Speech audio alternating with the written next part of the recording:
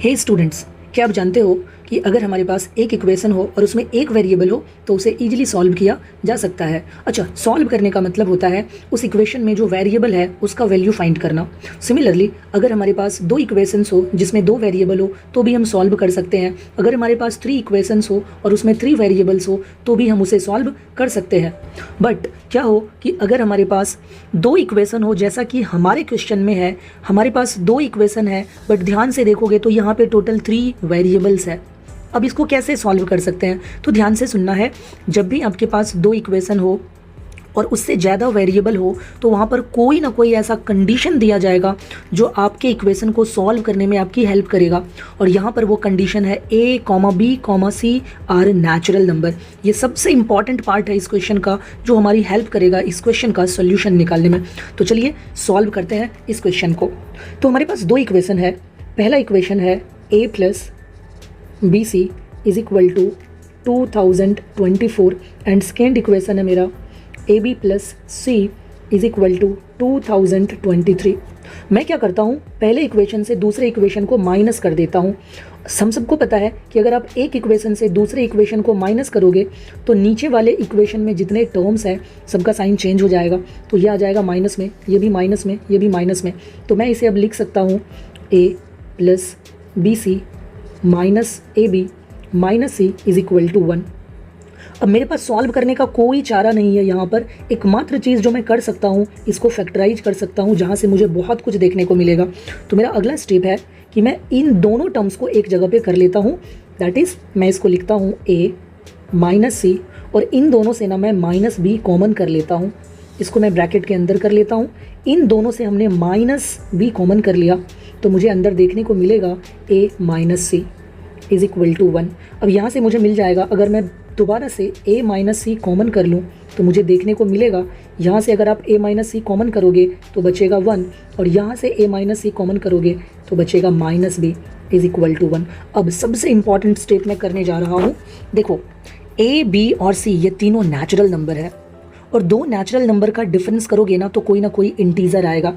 तो एक चीज़ क्लियर हो गया कि ये जो a माइनस सी है ये अपने आप में इंटीजर है और ये जो 1 माइनस बी है, 1 भी नेचुरल नंबर, b भी कोई नेचुरल नंबर है और दो नेचुरल नंबर का डिफरेंस जब भी करेंगे तो कोई ना कोई इंटीजर आएगा। अब आप मुझे ये बताओ सोच के अच्छे से कि दो इंटीजर का प्रोडक्ट 1 कब होगा?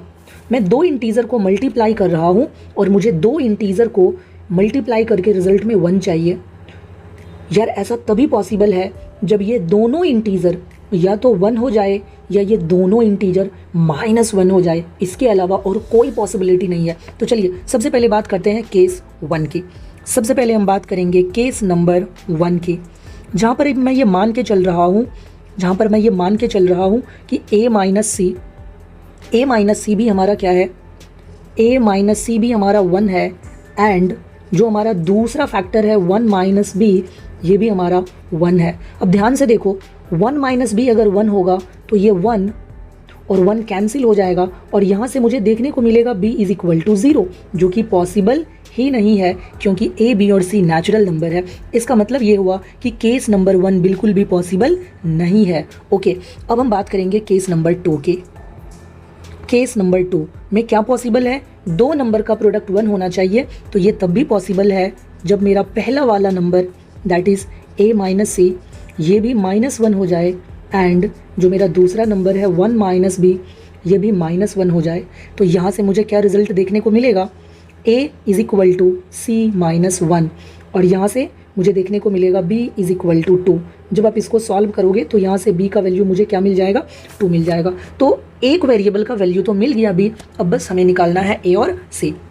अब मैं क्या करता हूँ, ये जो हमने a का वैल्यू निकाला है मैं a के इस वैल्यू को इक्वेशन 1 में पुट कर देता हूँ। यहाँ पर इसको मैं मान लेता हूँ इक्वेशन फर्स्ट। क्या है equation first? a plus B c is equal to 2024।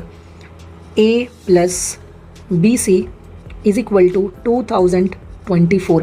अब मैं यहाँ पर a के इस वैल्यू को पुट कर देता हूँ और b के इस वैल्यू को भी पुट कर देता हूँ।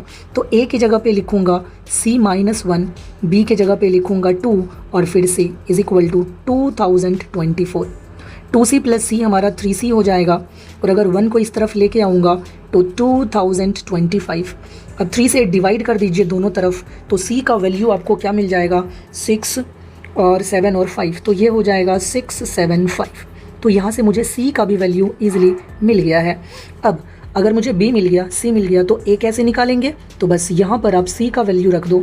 देखो मुझे अच्छे से पता है, यहाँ से वापस आ जाओ, आप यहाँ से वापस आ जाओ। अब मुझे पता है कि a इज़ इक्वल टू कितना है, c माइनस 1, और अगर मैं c का वैल्यू 675 यहाँ पे रख दूँ और उसमें से 1 माइनस कर दूँ तो मुझे मिल जाएगा 674। सो फाइनली हमारे पास सॉल्यूशन आ चुका है। क्या आ चुका है, तो हमारे पास सॉल्यूशन आ चुका है a is equal to 674, b is equal to, b का वैल्यू कितना आया है, 2 आ गया है, और c का वैल्यू मुझे मिल चुका है 675।